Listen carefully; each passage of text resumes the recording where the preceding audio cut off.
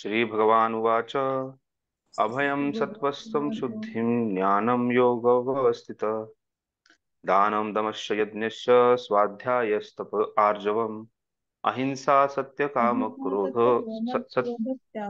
क्रोधत्याग शांती हरे कृष्णा। असूनं दया माताजी तुमचा भूते माईक बंद करा. समृद्ध शेताजेवणी माताजी.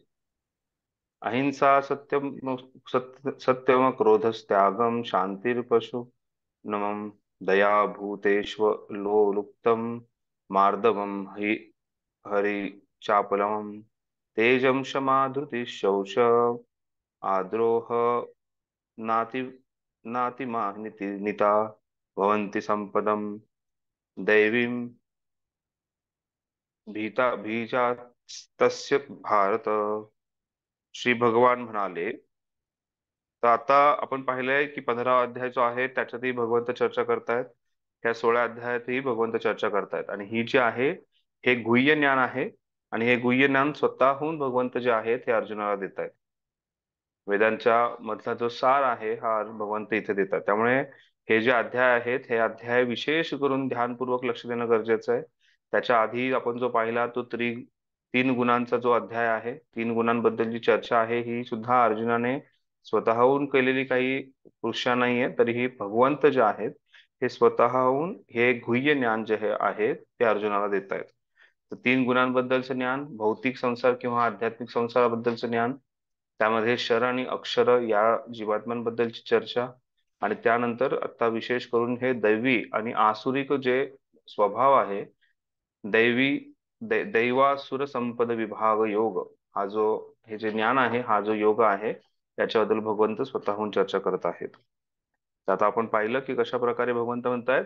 श्री भगवान म्हणाले, निर्भयपणा, सत्वशुद्धी, आध्यात्मिक ज्ञानाचे अनुशीलन, दान, आत्मसंयम, यज्ञकर्म, वेदाध्यान, तपस्या, साधेपणा, अहिंसा, सत्य, क्रोधातून मुक्तता, त्याग, शांती, दोष दोष काढण्याच्या प्रवृत्तीचा तिटकारा, सर्व जीवांच्या प्रति दयाभाव, लोभविहीनता, सौम्यता, विनयशीलपणा, दृढ निश्चय, उत्साह, क्षमा, शुची आणि द्वेष या सन्मानाच्या अभिलाषेपासून मुक्त, हे सर्व दैवी गुण आहे.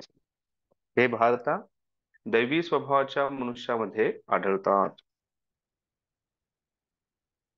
तर जे दैवी स्वभावाचे व्यक्ती आहेत त्यांच्यामध्ये हे विशेष गुण जे आहेत ते आढळतात. आपण पाहतो याच्यामध्ये बरेच जे जशा प्रकारे वर्ण आणि आश्रम जे आहेत त्या वर्ण आणि आश्रमानुसार हे वेगवेगळे गुण जे आहेत हे प्रत्येक जीवात्म्यामध्ये दिसून येतात. प्रत्येक जो व्यक्ती आहे त्याच्यामध्ये दिसून येतात. इथे आपण पाहतो की कशा प्रकारे यज्ञ कर्म, वेदाध्यान, तपस्या, साधेपणा ह्या ज्या आहेत, आत्मसंयम ह्या ज्या आहेत, या हे ब्राह्मणांचे कर्तव्य आहे. त्यानंतर सत्य, क्रोधातून मुक्तता, त्याग, शांती,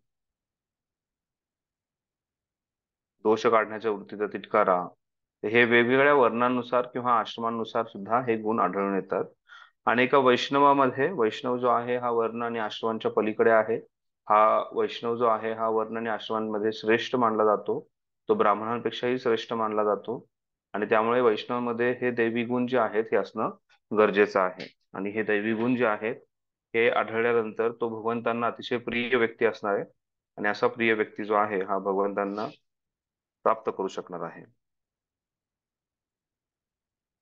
तर दैवी गुण जे आहे त्याच्यातून ते दैवी गुण जे आहे की ज्याला आपण त्या वटवृक्षाचे चांगली फळं म्हणतोय, त्याच्याद्वारे व्यक्ती जो आहे हा मुक्ती प्राप्त करणार आहे. आणि आसुरी गुण जे आहे जे पुढे पाहणार आहोत आपण, त्या आसुरी गुणामुळे व्यक्ती जो आहे हा बंधनामध्ये अडकणार आहे. हेही महत्वाचं आहे. तर ही चर्चा जी आहे ही ऊर्ध्वमूल अधःशाखम, जो 15 अध्यायाचा पहिला श्लोक आहे त्याच्यापासून चर्चा सुरुवात झालेली आहे. आणि त्या शाखेची त्या त्या वटवृक्षाच्या शाखेला असलेली चांगली आणि खराब फळे, जे म्हणजे हे गुण जे आहेत हे जीवात्म्यामध्ये दिसून येतात.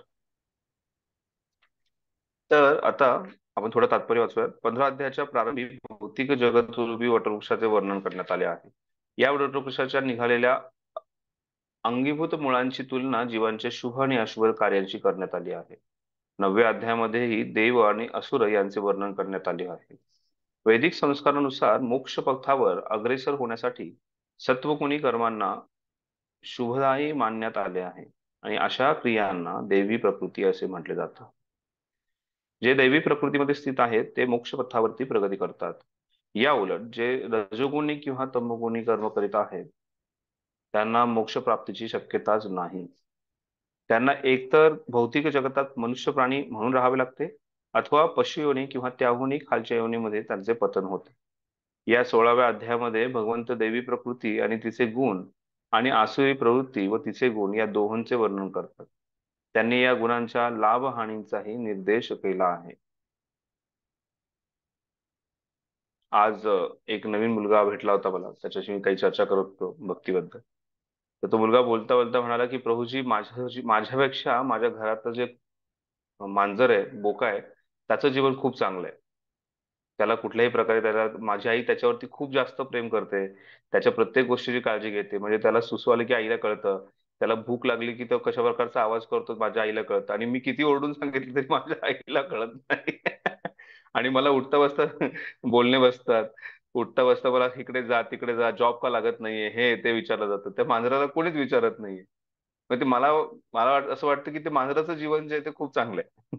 आणि तो ऐश्वर्यात जगतोय, त्याला पाहिजे तेव्हा खायला मिळतं, पाहिजे त्या गोष्टी मिळतात. माझं जीवन असं का नाहीये?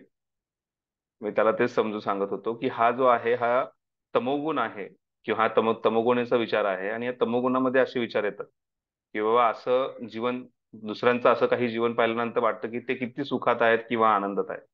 इंग्रजीमध्ये म्हणतात ना, grass is always greener on other side. तर अशा प्रकारे मनुष्य जो आहे हा कमीत कमी सत्वगुणामध्ये येणं गरजेचं आहे. आणि अशा सत्वगुणामध्ये हे दिव्य गुण जे आहेत त्या व्यक्तीमध्ये आढळतात. तर जो व्यक्ती रजोगुणात किंवा तमोगुणात आहे त्याच्यामध्ये कशाही प्रकारचे दिव्य दैवी गुण जे आहेत, दैवी गुण जे आहेत ते आढळत नाहीत. दैवी गुणांनी युक्त असा जन्म प्राप्त झालेल्या संदर्भात योजलेला अभिजातस्य हा शब्द सारगंधर्व गर्भित आहे. दैवी वातावरणात मुलाला देणे याला शास्त्रामध्ये गर्भधारण संस्कार असे म्हटले जाते. जर माता पित्यांना दैवी गुणयुक्त मूल हवे असेल तर त्यांनी मनुष्याच्या सामाजिक जीवनासाठी घालून दिलेल्या 10 तत्वांचे पालन केले पाहिजे. भगवद्गीतेतही आपण पूर्वी पाहिले आहे की सद्गुणी मुलांना जन्म देण्याकरिता केलेले धर्मसंपद मैथून म्हणजे साक्षात श्रीकृष्णच आहे. कृष्ण भावनेकरता जर कामजीवनाचा सदुपयोग केला तर ते कामजीवन निषिद्ध आहे नाही. जे कृष्ण भावनामय आहेत त्यांनी तरी निदान कुत्र्या मांजरांप्रमाणे प्रजोत्पादन करू नये. जन्मानंतर मुलांना कृष्ण भावना भावित बनवण्यासाठी त्यांचे प्रजोत्पादन करावे. श्रीकृष्ण भावनेमध्ये तल्लीन झालेल्या मातापित्यांच्या पोटी जन्माला आलेल्या मुलाला हा लाभ प्राप्त झाला आहे. तर इथे विशेष करून प्रभुपाद जे आहे हे गर्भधारण संस्काराबद्दल चर्चा करतात. आणि जे संतती प्राप्ती होते ती संतती प्राप्तीसाठी स्त्री आणि पुरुषांनी एकत्र यावं. आणि ते जेव्हा येतात त्यावेळेस त्यांच्या चेतनेचा प्रभाव जो आहे त्या बालकावरती होणार आहे. आणि त्यामुळे कृष्ण भावना भावित चेतना असणं गरजेचं आहे. आणि अशा चेतनेमध्ये व्यक्ती जो आहे हा एक सद्गुणी मुलाला जन्म देण्याकरता देऊ शकतो. तर त्यासाठी या प्रकारचं कार्य करणं गरजेचं आहे. मानवी समाजाच्या जन्मानुसार विभागीकरण करणे हा वर्णाश्रम धर्माचा उद्देश नाही.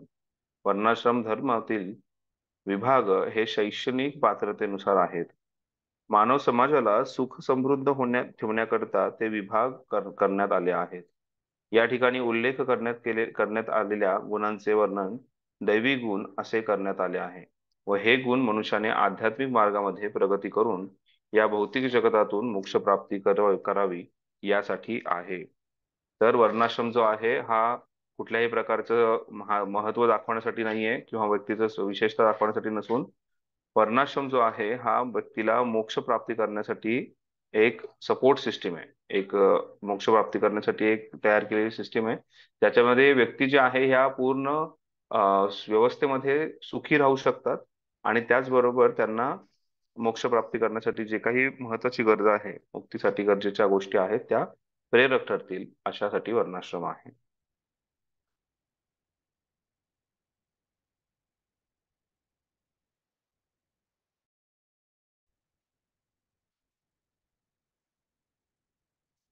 वर्णाश्रम धर्मामध्ये संन्यासालाही सर्व वर्णांचा आणि आश्रमाचा प्रमुख किंवा आध्यात्मिक गुरु मानण्यात येते. मनुष्याला क्षत्रिय या वर्णांचा आध्यात्मिक गुरु मानण्यात येते. सॉरी, ब्राह्मणाला क्षत्रिय, वैश्य आणि शूद्र या वर्णांचा आध्यात्मिक गुरु मानण्यात येते. परंतु वर्णाश्रमाचा प्रमुख असणाऱ्या संन्यासी हा ब्राह्मणांचाही आध्यात्मिक गुरु असतो. संन्याशांसाठी सर्वप्रथम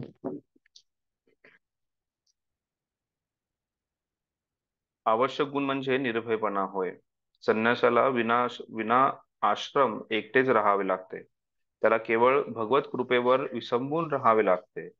जर मनुष्याला वाटत असेल की मी सर्व संघ परित्याग केल्यावर माझे रक्षण कोण करेल, तर त्याने संन्यास स्वीकारू नये.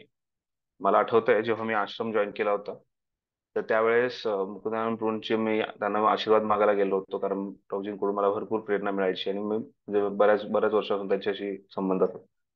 तर प्रभूजींना विचारलं, प्रभूजी मी काय करायला हवं आश्रमात, माझं जीवन जे आहे पूर्णपणे ब्रह्मचारी राहण्यासाठी. प्रभूजी मला म्हणाले, आश्रमामध्ये तुला दोन गोष्टी सोडाव्या लागतील. एक आहे जर आणि दुसरा आहे तर. तर जो व्यक्ती जर आणि तर सोडू शकेल तो आश्रमात व्यवस्थित टिकू शकेल. If and but, if and then. तर त्यामुळे इथे ते सांगण्यात येते की जर संन्यासाला किंवा त्या व्यक्तीला असं विचार असेल की माझं रक्षण नाही झालं तर, पुढे काही कमी पडलं तर, तर हे जर आणि तर जर जर धरत असेल तर तो व्यक्ती गृहस्थ आश्रमात किंवा वानप्रस्थ आश्रमात राहू शकतो, पण संन्यास आश्रम घेणं त्याला अतिशय कठीण आहे किंवा कोणतीही गोष्ट सोडणं त्याला कठीण आहे.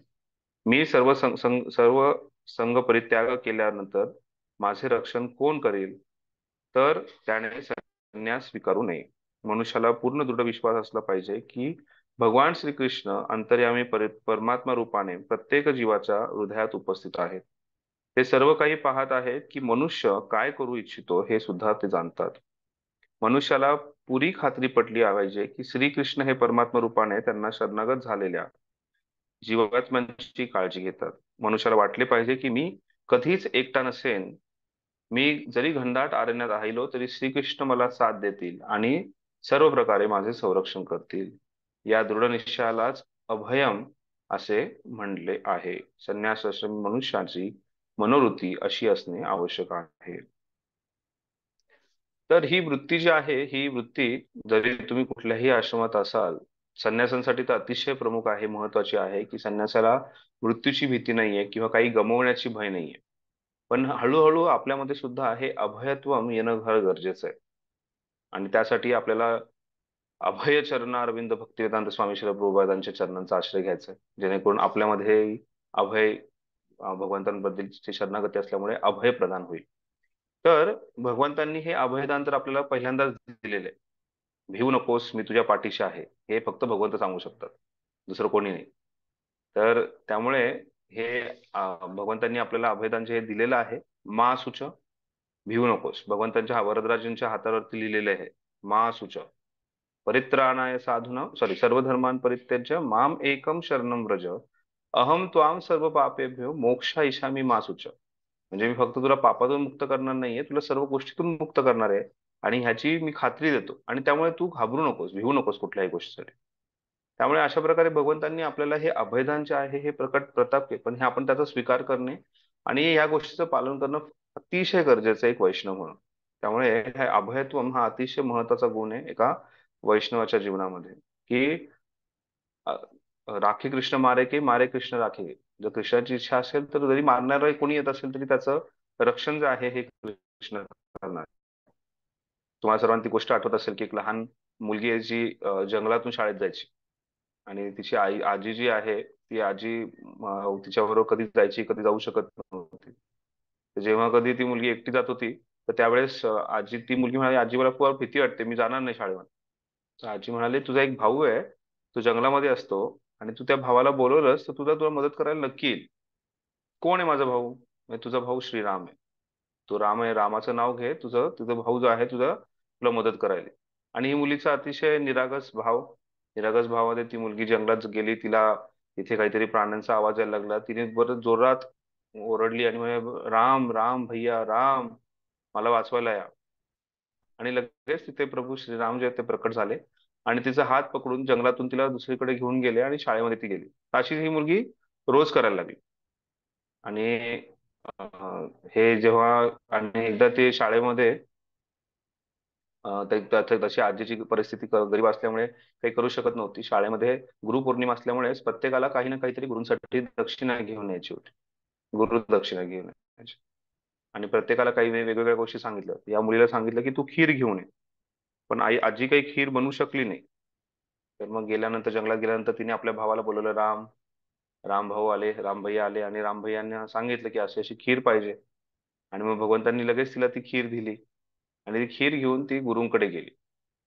आणि गुरु तिला तिची खीर पाहून म्हणाले, एवढीच खीर आणली? ती छोटीशी वाटी छोट्याशा ह्याच्यात घेऊन गेली द्रोणामध्ये. तर ती खीर त्यांनी जी आहे ती दुसऱ्या एका भांड्यात टाकली आणि परत तो द्रोण जो भरलेलाच होता, असं ते टाकत होते ते भरतच होतं. अशी भरपूर ती खीर जी आहे ती भरतच राहिली. तर त्यावेळेस त्यांनी विचारलं, अरे हे तू कसं काय करू शकली, हे एवढं विशेष कुठून आणलं हे? तर म्हणे, माझा भाऊ आहे तिकडे जंगलामध्ये राम म्हणून, त्याने मला दिलं. आणि तिथे त्यानंतर ते गुरु जे आहेत गुरुजींना घेऊन ती तिथे जंगलामध्ये गेली. आणि तिथे गेल्यानंतर जोरजोरात बोलायला लागले की, भैया राम राम राम, इकडे या, तुम्ही या, माझ्या गुरुजींना तुम्हाला भेटायचंय. पण राम तिथे आलेच नाही. आणि राम तिथे आल्यानंतर मग ती रडायला लागली. मग गुरुजी म्हणाले, तू खोटं बोलतेस, काहीतरी लपवतेस. काय लपवतेस माझ्यापासून, सांग. नाही, म्हणजे माझे भाऊ जे आहेत राम, तेच मला सर्व काही आणून द्यायचे, तेच आहेत माझं रक्षण करतात, तेच मला इथून घेऊन जातात. तर मग त्यावेळेस आकाशवाणी झाली. आणि आकाशवाणीमध्ये सांगण्यात आलं की, तुझा जसा विश्वास आहे तसा ह्या मोठ्या माणसाचा किंवा ह्या गुरूंचा विश्वास नाहीये आणि म्हणून मी त्यांच्यासमोर प्रकट होत नाहीये. त्यामुळे मी त्यांच्यासमोर येत नाहीये. आणि ही आकाशवाणी ऐकल्यानंतर गुरु ना त्या मुलीची विशेषता वाटली आणि तिच्यासमोर ते नमन त्यांनी केलं. तर अतिशय महत्वाचं आहे की भगवंत जे आहेत हे आपल्याला प्रत्येक ठिकाणी रक्षण करणार आहेत. आपण त्यामुळे निष्काळजी होणं हे योग्य नाहीये. नाहीतर आज दरवाजे उघडे ठेवून मी बाहेर निघून जाणार. मंदिरातच जातोय ना, मग काय, मग भगवंत रक्षण करणारच आहे ना. मग त्या आपल्या सेवेमध्ये भगवंतांना लावायचं नाहीये.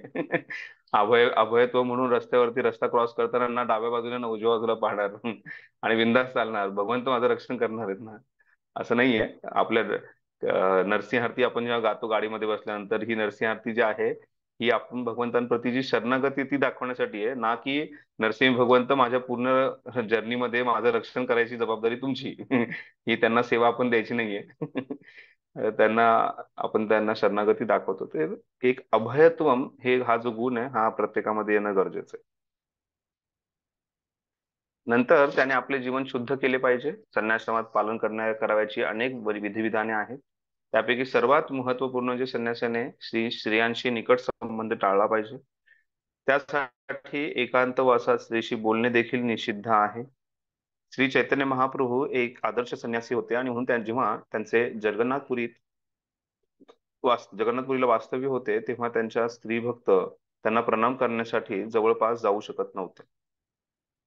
त्यांना दुरूनच प्रणाम करण्यास सांगितले जायचे. हे हे काही स्त्री जातीबद्दलच्या द्वेष भावनेचे लक्षण नव्हे, तर स्त्रियांशी घनिष्ठ संबंध टाळण्यासाठी संन्यासाला घालून देण्यात आलेला नियम आहे. मनुष्याने स्वतःच्या जीवन शुद्धीकरता आपल्या आश्रमाच्या विधिविधानांचे पालन केले पाहिजे. संन्यासांसाठी स्त्रियांशी निकट संबंध ठेवणे आणि इंद्रियतृप्तीकरिता धनसंचय करणे पूर्णतया निषिद्ध आहे. श्री चैतन्य महाप्रभू हे स्वतः आदर्श संन्यासी होते. आपण त्यांच्या जीवन चरित्रापासून पाहू शकतो की स्त्रियांच्या बाबतीत त्यांचे आचरण अतिशय कडक होते.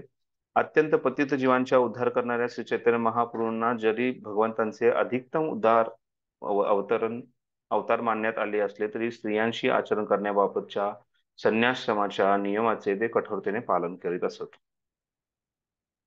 श्री चैतन्य महाप्रभूंचा छोटा हरिदास नामक एक पार्षद होता आणि तो महाप्रभूंच्या बरोबर एक इतर अंतरंग पार्षदांसमेत संग करीत असे. परंतु कोणत्या तरी कारणाने छोटा हरिदासने एका तरुण स्त्रीकडे कामवासने पाहिले. चैतन्य महाप्रभू इकडे कडक शिस्तीचे होते इतके कडक शिस्तीचे होते की छोट्या हरिदासांची आपल्या निकटस्थ पार्षदांच्या सहवासातून तात्काळ हकालपट्टी केली. श्री चैतन्य महाप्रभू म्हणाले, संन्यासी असो वा कोणी असो, त्याला भवबंधनातून सुटण्याची उत्कट इच्छा आहे. तो आध्यात्मिक स्तरावर स्वतःची उन्नती करून स्वगृही भगवत धामात प्रवेश करू इच्छितो. त्याने इंद्रिय तृप्तीकरिता भौतिक संपत्तीचा आणि स्त्रियांचा उपभोग तर घेऊच नये. एवढेच काय तर पण त्याच्याकडे तशा प्रतीचे पाहताही कामा नये. कारण अशा कामुक दृष्टीने त्यांच्याकडे केवळ पाहणे देखील इतके निंद आहे की अशी कुवासना उत्पन्न होण्यापूर्वी त्याने आत्महत्या करणे अधिक बरे वाटते होईल. याप्रमाणे हे सारे शुद्धीकरणाचे विधी आहेत. तर प्रभुपाद इथे विशेष करून संन्यासाबद्दल चर्चा करत आहेत.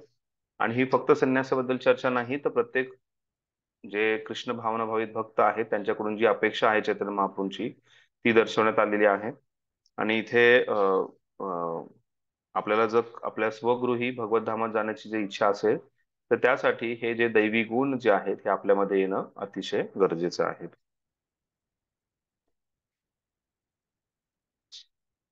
त्यात आपण आतापर्यंत आपण जे पाहिलं सर्वात पहिल्यांदा भगवंताची चर्चा करतायत ती अभयम बद्दल चर्चा केली.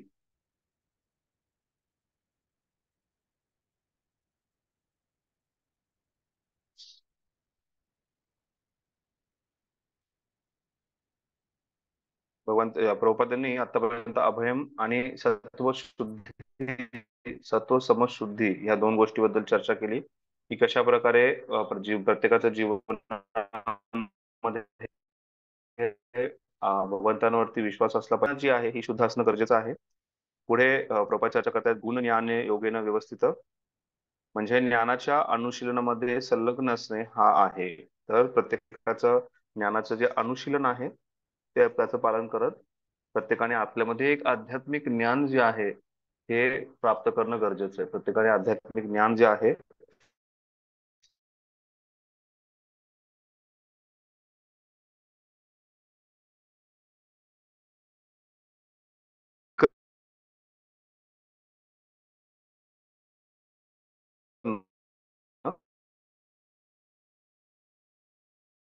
हा सुद्धा एक गुण आहे.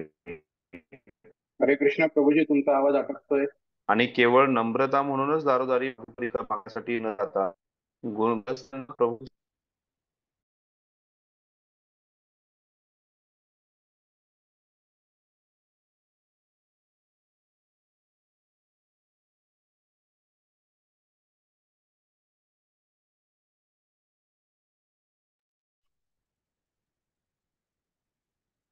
हरे कृष्णा प्रभूजी, आवाज येत नाही.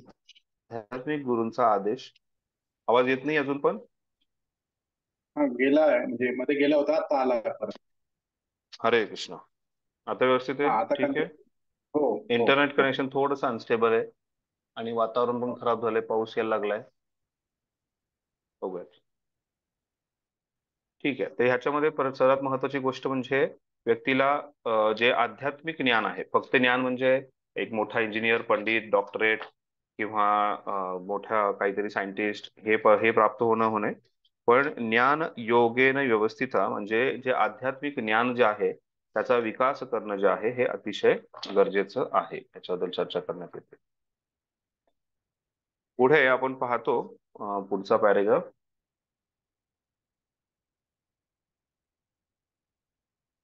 त्यानंतरचे गुण आहे त्याच्यामध्ये दानम, चॅरिटी, आध्यात्मिक विशेष करून ग्रहस्थांसाठी हे अतिशय महत्वाचं आहे की ग्रहस्थांनी दान देणं गरजेचं आहे. आणि त्यामुळेच ग्रहस्थ आश्रम जो आहे हा श्रेष्ठ ठरला जातो. जो कारण ग्रहस्थ आश्रम जो आहे हा ब्रह्मचारी, वानप्रस्थ आणि संन्यास या तिन्ही आश्रमातले जे व्यक्ती आहेत त्यांचं रक्षण करतो, त्यांचं पालन करतो. आणि त्यामुळे ग्रहस्थ जो आहे यासाठी दान देणं गरजेचं आहे. पुढे आपण पाहतो की पुढे गुण आहे दमश्च, सेल्फ कंट्रोल. व्यक्तीने जो आहे आपला स्वतःवरती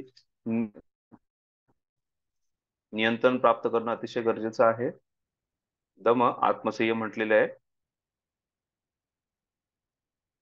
या गुणातील सांगायचे तर आत्मसंयम हा केवळ इतर आश्रमांकरिताच आहे असे नव्हे, तर तो विशेष करून ग्रहस्थ आश्रमांकरता आहे.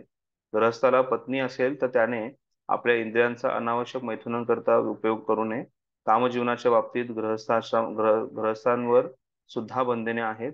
त्याने केवळ प्रजोत्पादन करण्यासाठी मैथुन करावे. आपण याची चर्चा केली आहे. त्यानंतर तर त्यामुळे प्रत्येक पाळण्यामध्ये सेल्फ कंट्रोल म्हणजे दम आत्मसंयम असणं गरजेचं आहे. आणि याच्या आधीही भगवंतांनी बऱ्याच वेळा चर्चा केलेली आहे की कशा प्रकारे आत्मसंयम जो आहे हा आध्यात्मिक प्रगतीसाठी जशी व्यक्तीमध्ये भक्तांमध्ये प्रगती होते. आता सध्या जेव्हा ब्राह्मण दीक्षेची चर्चा होत होती, तर त्या ब्राह्मण दीक्षेच्या ओरिएंटेशन कॅम्पमध्ये सुद्धा आम्ही ह्या गोष्टीवरती विशेष भर दिला होता. किंवा प्रभुपाद सुद्धा याच्यावरती खूप विशेष भर देतात की जो ब्राह्मण दीक्षेसाठी भक्त जात आहे त्याने स्वतःवरती आत्मसंयम करणं गरजेचं आहे. विशेष करून ब्रह्मचर्याचं पालन जे आहे हे योग्य प्रकारे करणं गरजेचं आहे. ब्रह्मचर्याचं पालन हे फक्त ब्रह्मचर्य आश्रमात किंवा संन्यास आश्रमात नव्हे, तर ते गृहस्थाश्रमात असताना सुद्धा व्यवस्थित ब्रह्मचर्याचं पालन करणं गरजेचं आहे. आणि स्वतःवरती आत्मसंयम, स्वतःच्या इंद्रियांवरती संयम असणं गरजेचं आहे. त्यानंतर यज्ञश्च हा गुण आहे. यज्ञ जो आहे हा अतिशय महत्वाचा प्रकार आहे. ज्याला आपण एक यज्ञ याच्याबद्दल आपण चौथ्या अध्यायात चर्चा केली होती. यज्ञ म्हणजे विष्णू. तर विष्णू प्रित्यर्थ काही ना काहीतरी तपस्या करणे, विष्णू प्रित्यर्थ काहीतरी समर्पित करणं, याला आपण यज्ञ म्हणू शकतो. आणि हा सुद्धा विशेष करून गृहस्थांसाठी दिलेला जो गुण आहे त्याच्यामध्ये हे यज्ञ करणं हे अतिशय गरजेचं आहे. जसं दान करणं गृहस्थांसाठी गरजेचं आहे, त्याच प्रकारे यज्ञ करणं ही गरजेचं आहे. आणि फक्त गृहस्थांसाठी नाही तर सर्वांसाठी एक प्रमुख यज्ञ जो आहे तो म्हणजे नाम संकीर्तन यज्ञ. हरे कृष्ण कृष्ण कृष्ण हरे हरे, हरे राम राम राम हरे हरे. या युगासाठी सर्वोत्तम यज्ञ जो आहे हा म्हणजे हरे कृष्ण महामंत्र नाम संकीर्तन यज्ञ. पुढे भगवंत स्वाध्यायावरती चर्चा करतायत. स्वाध्याय आणि वेदाध्ययन. तर ह्याच्या आधी आपण ज्ञान योग व्यवस्थितम हे जे पाहिलं त्याच्यामध्ये आपलं जे मध्ये आपल्यामध्ये आध्यात्मिक ज्ञान विकसित करणं गरजेचं आहे. आणि हे आध्यात्मिक ज्ञान विकसित केल्यानंतर स्वाध्याय अतिशय महत्वाचा आहे. स्वाध्याय जो आहे किंवा वेदाध्ययन ज्याच्याद्वारे ज्ञान जे आहे हे जास्तीत जास्त व्यक्ती अर्जित करतो. आणि विशेष करून विद्यार्थ्यांसाठी हे स्वाध्याय हा अतिशय महत्वाचा म्हणजे नियमितपणे ज्ञान अर्जित करण्यासाठी तो प्रयत्न आहे. जसं भक्तिशास्त्री कोर्स, भक्ती वैभव कोर्स, भक्ती वेदांत कोर्स, भक्ती सार्वभौम कोर्स हा आपल्यासाठी दिलेला स्वाध्याय आहे. किंवा प्रभुपाद नेहमी म्हणायचं की भगवद्गीता जे आहे किंवा भागवतम जे आहे हे ग्रॅज्युएशन आहे. आणि चैतन्य चरितामृत आहे हे पोस्ट ग्रॅज्युएशन. तर अशा प्रकारे नियमितपणे योग्य प्रकारे स्वाध्याय करणं गरजेचं आहे.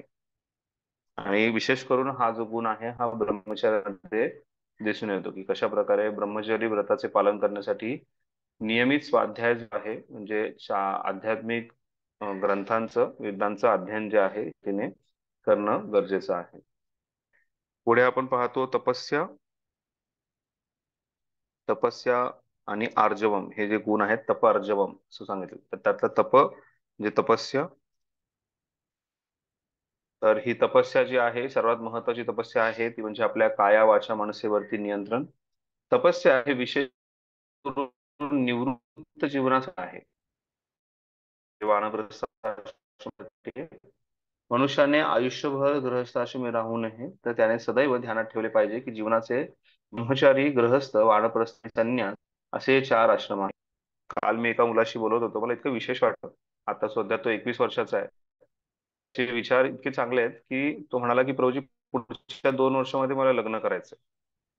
आणि हे लग्न म्हणजे काही म्हणजे मला असं मला वाटतं की बाबा आहे माझ्यामध्ये इच्छा की बाबा मला लग्न करायचंय, मी ब्रह्मचारी राहू शकत नाही. पण माझे सर्वात महत्वाचा उद्देश हा आहे मला वयाच्या 50व्या वर्षी पूर्णपणे रिटायर व्हायचा. कधीही ग्रहस्थ जबाबदारी नको. आणि त्याच्यानंतर 50 नंतर जो आहे हे पूर्णपणे प्रचार कार्यामध्ये आणि सगळ्या गोष्टीमध्ये वाहून जाईल. आणि त्यासाठी मला माहिती आहे की मला आत्तापासूनच तयारी करणं जसं की प्रचार करणं किंवा हे सगळ्या गोष्टी व्यवस्थितपणे पालन करणं. तर त्यासाठी मी असा विचार करतोय की मी त्यांनी सांगायला सुरुवात केली म्हणजे आता मी 23 वर्षाचा होईल तोपर्यंत माझं लग्न होईल, 30 वर्षाचं होईल तोपर्यंत मला 2 मुलं असतील. आणि त्याच्यानंतर ती मुलं जेव्हा 50 वर्षाची होतील तोपर्यंत मी रिटायरमेंटसाठी मोकळा जाईल. हा त्याचा सर्व काही प्लॅन आहे. आणि हा 21 वर्षाचा मुलगा आहे. ऐकल्यानंतर एकदम छान वाटलं की म्हणजे असा प्लॅन जो आहे हा प्रत्येकाने करणं गरजेचं आहे. आणि त्यामुळे तपस्या जी आहे ही वानप्रस्थासाठी. आणि बरोबर सांगताय की तुझं आयुष्यभर जे आहे आपल्याला गृहस्थ आश्रमात राहून आणि असं दुर्भाग्याने आपण बऱ्याच वेळा पाहतो. तुम्ही एटीएम वर गेला, कार्ड म्हणून उभे असतात ते 65, 70, 75 वर्षाची म्हातारी माणसं आहेत ती उभे असतात. परवा मी ठाणेला रामनवमीच्या कार्यक्रमाला गेलो होतो. तर ती सोसायटी माहित नव्हती अशी का होती. त्या सोसायटीमध्ये जे कोणी सिक्युरिटी गार्ड होते त्यांच्यामध्ये सगळी वयोवृद्ध एकदम 70, 72, 75, 80 अशी वाटत होते. आणि अशा वयामध्ये सुद्धा ते त्यांना काम कष्ट करावं लागत होते आणि त्यांना पैसे कमवण्याचं म्हणजे करावं लागतं. सर्रास असं दिसलं जातं. का? कारण त्यांना वाटतं की बाबा आम्ही पैसे आणू, ग्रस्त जीवन अजूनही जगायचं आहे आणि आयुष्याच्या शेवटपर्यंत हे आपण फार सौभाग्यशाली आहे की प्रपातांमुळे आपल्याला एक चांगला उत्तम मार्ग मिळाला आहे आणि ज्या मार्गाद्वारे आपण कोणत्या वयामध्ये काय करायचं किंवा ज्या वयामध्ये आपण काही गोष्टी करू शकलो नाही तर नंतरही करू शकू. आणि त्यामुळे तपस्या जी आहे ही महत्वाची आहे.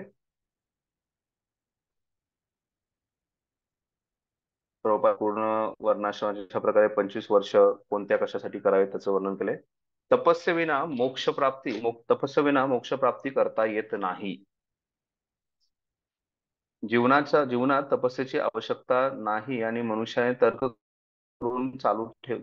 करणे चालू ठेवावे म्हणजे सर्व काही ठीक होईल ही कल्पना वेदांमध्ये किंवा भगवद्गीतेत सांगितलेली नाही.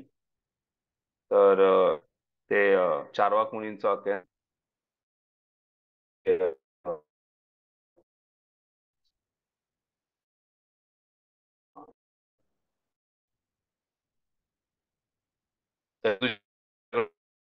पैसे नसतील तरी तू तू बेग बॉरो स्टील म्हणजे चोरी करा तुमचं जीवन जे आहे हे व्यवस्थित जगा. तर तपस्या काही योग्य नाहीये, तपस्या आपल्यासाठी नाहीये असं तसं नाहीये. मनुष्य जीवनातच माणूस तपस्या करू शकतो. जसं मनुष्यामध्ये आपण जसं बघा आपण म्हणतो की मनुष्यांची चेतना जी आहे ही उच्च स्तराची आहे, मग त्यामुळे मनुष्य प्राण्यांपेक्षा वेगळा आहे. मनुष्य जो आहे हा त्याची बुद्धी चांगली आहे म्हणून तो प्राण्यांपेक्षा वेगळा आहे किंवा मनुष्य जो आहे शास्त्र अध्ययन करू शकतो म्हणून तो प्राण्यांपेक्षा वेगळा आहे. त्याचप्रमाणे मनुष्यच फक्त तपस्या करू शकतो त्यामुळे तो प्राण्यांपेक्षा वेगळा आहे. त्यामुळे तपस्या जी आहे ही आपल्या जीवनामध्ये अतिशय महत्वाचा गुण आहे, तो आपण जीवनात आणणं गरजेचं आहे. आणि आपल्यासाठी तपस्या तशा पाहायला गेलं तर फार छोट्या छोट्या तपस्या आहेत. एकादशीचं व्रत करायचं आहे. काही वेळेस 16 निवाळांचा जप करणं ही काही जणांना तपस्या असते. 4 नियमांचं पालन करायचं ही थोडीशी छोटीशी तपस्या आहे आणि ह्या तपस्या फार छोट्या आहेत आणि त्या हळूहळू ज्या आहेत ह्या तपस्या वाढणं गरजेचं आहे. तपस्येमध्ये वाढ करणं गरजेचं आहे. पण तपस्या हे सर्व काही नाही हेही समजणं अतिशय गरजेचं आहे. कारण काही भक्तांना असं वाटतं की आपण तपस्या केल्यानंतर भगवंतांना प्राप्त करू शकू. इथे सांगितलंय की मोक्ष प्राप्तीसाठी तपस्याची आहे, पण तपस्या सर्व काही असं नाहीये. भगवंतांप्रती प्रेम निर्माण हे अतिशय महत्वाचं आहे. भगवंतांची भक्तीपूर्ण सेवा करण्यासाठी जे काही गरजेचं आहे ते अतिशय महत्वाचं आहे. तर त्यामुळे त्यामध्ये जी काही तपस्या भगवंतांचं प्रेम भगवंतांप्रती प्रेममयी सेवा करण्यासाठी भगवंतांप्रती प्रेम निर्माण करण्यासाठी जी काही तपस्या करणं गरजेचं आहे ती आपण करण्यासाठी तयार झालं पाहिजे. पण तपस्या करणं हे सर्व काही नाहीये. प्रत्येक जण जो आहे हा रघुनाथ दास गोस्वामी बनू शकत नाही.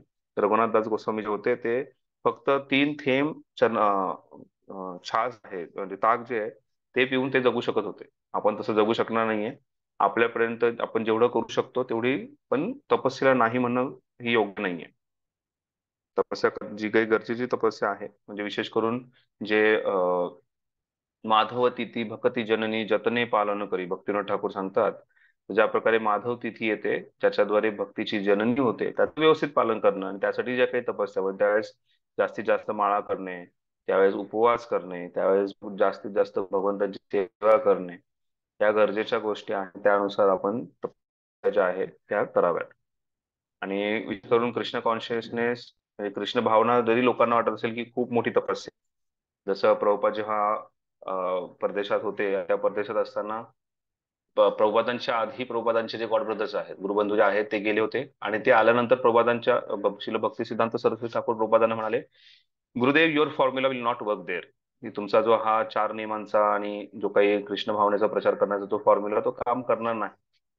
पण प्रभुपाद एवढे दृढनिश्चयी होते तर प्रभुपाद म्हणाले की हे नक्कीच काम करणार आहे. आणि प्रभुपादांना जेव्हा कोणी सांगितलं की तुम्ही ह्या 4 नियमांपेक्षा 2 नियम कमी करा किंवा 4 नियम ठेवू नका, प्रभुपाद म्हणाले नो कॉम्प्रोमाइज. एवढी तपस्या तर मनुष्याने करणं गरजेचंच आहे. आणि मनुष्य म्हणून जर जीवन जगायचं असेल तर त्यासाठी छान पालन करणं गरजेचं आहे. त्या मनुष्याच्या स्तरावरती तो येतो. त्यामुळे मनुष्याच्या स्तरावरती येऊन एका भक्ताच्या स्तरावरती येण्यासाठी आपल्याला स्थूल चेतनेतून सूक्ष्म चेतनेपर्यंत सुद्धा या चार नियमांचं व्यवस्थितपणे पालन करणे ही एक सुद्धा तपस्या आहे. मनाची तपस्या आहे. आणि तशी तपस्याचं आपण पालन करत आपलं जीवन पुढे घेऊन जातो. पुढे आर्जवम. आर्जवम म्हणजे सिम्प्लिसिटी. व्यक्तीने एक स्वतःमध्ये सरळता असणं गरजेचं आहे. सरळपणा हा ब्राह्मणांच्या गुणांच्या बाबतीत सांगावायचे तर हा विशिष्ट आश्रमातील लोकांनीच अंगी बाणवावा असे नाही, तर प्रत्येक व्यक्तीने तो अंगी बाणवला पाहिजे. मग तो ब्रह्मचारी, गृहस्थ, वानप्रस्थ किंवा संन्यास असो. मनुष्याने सरळ आणि निस्पृह असावे. तर कशा प्रकारे मनुष्याने साधे जीवन आणि उच्च विचारसरणी याचं पालन करणं गरजेचं आहे. प्रभुपाद वारंवार ही जी चैतन्य महाप्रभूंची जी शिकवण आहे ती वारंवार सांगायचे, सिम्पल लिव्हिंग आणि हाय थिंकिंग. दुर्भाग्याची गोष्ट आहे की आता सध्या सिम्पली लिव्हिंग आणि हार्डली थिंकिंग हे चालू आहे. व्यक्ती जो आहे हा असाच जगतोय, जगायचं म्हणून जगतोय आणि कसल्याही गोष्टीचा विचार करत नाहीये. तसं न करता व्यक्तीने जो आहे हे सिम्पल लिव्हिंग आणि हाय थिंकिंग असणं अतिशय गरजेचं आहे. तर साधेपणा जो आहे हा प्रत्येक व्यक्तीमध्ये असणं फार गरजेचं आहे.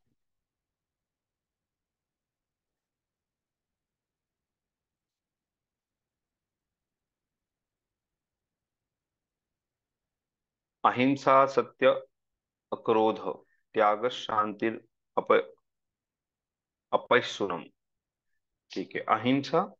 अहिंसेची व्याख्या वाचूयात आपण. खूप छान व्याख्या प्रभुपाद देतात ह्याच्यात. अहिंसा म्हणजे कोणत्याही जीवाच्या उत्क्रांतीमध्ये बाधा आणू नये. कोणत्याही जीवाच्या उत्क्रांतीमध्ये बाधा आणू नये. त्याने विचार करू नये की शरीराच्या हत्येनंतरही आत्मा हा कधीच मारला जात नाही, म्हणून इंद्रिय तृप्तीकरिता पशूंची हत्या करण्यात काहीच भेद नाही. धनधान्य, फळाफळावळे, दुभत्यांच्या विपुल पुरवठा असूनही आजकाल लोक मांसाहार करण्याचा अधीन झाले आहेत. पशुहत्या करण्याची मुळीच आवश्यकता नाही. हा आदेश सर्वांकरिताच आहे. जेव्हा दुसरा काहीच पर्याय नसतो तेव्हा मनुष्य करू शकतो, परंतु तो पशुही यज्ञार्पणच करावा. कसेही असले तरी मानव जनसमाजासाठी विपुल प्रमाणात अन्नधान्याचा पुरवठा असताना जे लोक आत्म साक्षात्कारामध्ये प्रगती करू इच्छितात त्यांनी पशूंची मुळीच हिंसा करू नये. वास्तविक अहिंसा म्हणजे कोणत्याही प्रगतीला प्रतिबंध करू नये. कोणाच्याही प्रगतीला प्रतिबंध करू नये. एका पशुयोनीतून दुसऱ्या पशुयोनीत असे उत्क्रांती करणारे पशु देखील उन्नतीच करत आहेत. जर एखाद्या विशिष्ट प्राण्याचा वध केला तर त्याची प्रगती रोखली जाते. जर एखादा पशु विशिष्ट प्रकारच्या शरीरामध्ये अमुक दिवस किंवा अमुक अमुक वर्षांसाठी राहत आहे आणि अकालीच त्याला मारले गेले तर दुसऱ्या योनीमध्ये उत्क्रांती होण्यासाठी त्याच प्रकारच्या देहात पुन्हा येऊन उर्वरित दिवसांचा अवधी त्याला पूर्ण करावा लागतो. तर जर मांसाहार करणाऱ्या व्यक्तीने हे समजून सांगणं गरजेचं आहे की फक्त तुम्ही त्या व्यक्तीचं त्या हिंसा करत नाहीये, त्याचा वध करत नाही, त्याला मारत नाहीये, तर त्याचं उर्वरित जीवन जे आहे तेव्हा त्याला पुन्हा जन्म घ्यावा लागतो आणि पुन्हा त्या योनीमध्ये जन्म घेऊन त्याला त्याचं जे उर्वजीवन जीवन जे आहे ते संपवावं लागतं. आणि त्यामुळे तुम्ही त्याला आणखीन दुःखामध्ये लोटत आहात, त्या व्यक्तीला, त्या पशुला. आणि त्यामुळे व्यक्तीने जे आहे हे अहिंसेचे पालन करणं गरजेचं आहे. असे बरेच लोक आहेत जे भरपूर चर्चा करतात की कशा प्रकारे खास करून हे जे पेटावाले जे लोक आहेत ते चर्चा करतात की बाबा कुत्र्यांना आपण त्रास नाही दिला पाहिजे, मांजरांना त्रास नाही दिला पाहिजे, आमचे जे पेट अॅनिमल्स आहेत. आणि एक अशी स्त्री जी आहे ती खूप एका टीव्ही चॅनलवरती आरडाओरडा करत होती की कशा प्रकारे हे यांना त्रास देतात, ते त्यांना त्रास देतात, असं करतात, तसं करतात. आणि तिला प्रश्न विचारला त्या इंटरव्ह्युअरनी, पत्रकाराने, की काल रात्री तुम्ही काय जेवण जेवला होता? ती म्हणाली, मी काल रात्री चिकन खाल्लं होतं. मग त्या व्यक्तीने तेच विचारलं की बाबा तुम्ही चर्चा करताय बाकीच्या पशु प्राण्यांच्या वरच्या, मग तशाच प्रकारे तुम्ही त्या त्या कोंबडीचा विचार का नाही केला? तर अशा प्रकारे अ, अहिंसेचं ड्रामा नकोय, नाटक नकोय. पण त्या व्यक्तीमध्ये खऱ्याच प्रकारे तो एक गुण येणं गरजेचं आहे.